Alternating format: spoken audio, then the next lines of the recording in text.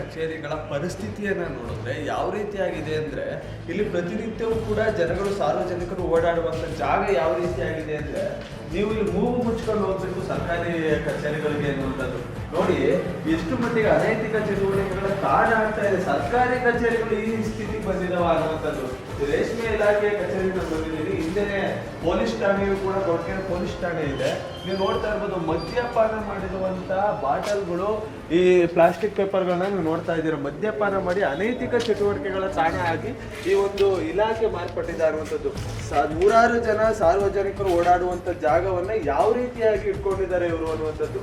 ಆಗ್ಲೋ ಈಗ್ಲೋ ಮಳೆ ಬಂದಾಗ ಬೀಳುವಂತ ಪರಿಸ್ಥಿತಿಯಲ್ಲಿ ಬಿಲ್ಡಿಂಗ್ ಒಂದು ಕಡೆ ಇದ್ರೆ ಮತ್ತೊಂದು ಕಡೆ ಈ ರೀತಿಯಾಗಿ ಇರುವಂತ ಸಾರ್ವಜನಿಕರು ಇಲ್ಲಿ ಪ್ರತಿನಿತ್ಯವೂ ಸಂಚರಿಸ್ತಾರೆ. ನೀವು ಡೈಲಿ ಬರ್ತೀರಾ ಸರ್? ಅಲ್ಲ, ಈ ತರ ಎಲ್ಲ ನೋಡಿದ್ರೆ ನಿಮ್ಗೆ ಅಸಹ್ಯ ಅನ್ಸಲ್ಲ? ಅಸಹ್ಯ ಅನ್ಸುತ್ತೆ. ಈ ತರ ಎಲ್ಲ ಮಾಡ್ತಾರೆ, ಏನ್ ಅನ್ಸುತ್ತೆ ನಿಮ್ಗೆ ಇದೆಲ್ಲ ನೋಡಿದ್ರೆ? ಅಸಹ್ಯ ಅನ್ಸುತ್ತೆ ಸರ್. ಕ್ಲೀನ್ ಮಾಡಲ್ಲ ಸರ್.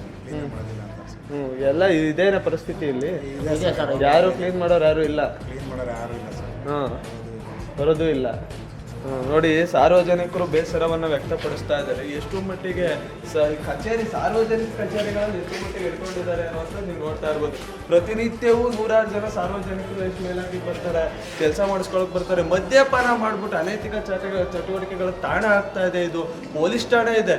ಎಲ್ಲದಕ್ಕಿಂತ ಮಿಗಿಲಾಗಿ ಕಾಂಪೌಂಡ್ ಬಿಟ್ಟರೆ ಅದನ್ನು ಕೂಡ ನಾನು ಕ್ಯಾಮ್ರಾದಲ್ಲಿ ತೋರಿಸ್ತೀನಿ. ಪೊಲೀಸ್ ಠಾಣೆ ಇದೆ. ಪೊಲೀಸ್ ಠಾಣೆ ಮುಂಭಾಗ ಇರುವಂತ ಈ ಒಂದು ಸಾರ್ವಜನಿಕ ಕಚೇರಿ ರೇಷ್ಮೆ ಇಲಾಖೆ ಇದು.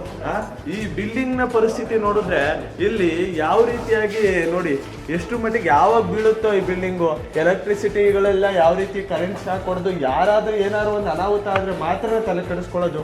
ಅದರಲ್ಲೂ ನಮ್ಮ ಗೃಹ ಸಚಿವರ ತವರೂರು ಇದು. ಇಲ್ಲಿಂದಲೇ ಗೆದ್ದೋಗಿರುವಂಥದ್ದು. ನೋಡ್ತಾ ಇರ್ಬೋದು ಈ ಬಿಲ್ಡಿಂಗ್ ಯಾವ ರೀತಿಯಾಗಿದೆ ಅನ್ನುವಂಥದ್ದು. ಈಗಲಾದ್ರೂ ಕೂಡ ಎಚ್ಚೆತ್ಕೊಂಡು ಅಧಿಕಾರಿಗಳು ಇದು ಸ್ವಚ್ಛತೆ ಮಾಡುವಲ್ಲಿ ಕ್ರಮ ಕೈಗೊಳ್ತಾರ ಅನ್ನುವಂಥದ್ದು ನಾವು ಕಾದು ನೋಡ್ಬೇಕಾಗಿದೆ. ಕ್ಯಾಮ್ರಾ ಪರ್ಸನ್ ಚೇತನ್ ಜೊತೆ ಗಜೇಂದ್ರ, ಅಮೋಘ್ ಟಿವಿ, ಕೊರಟಗೆರೆ.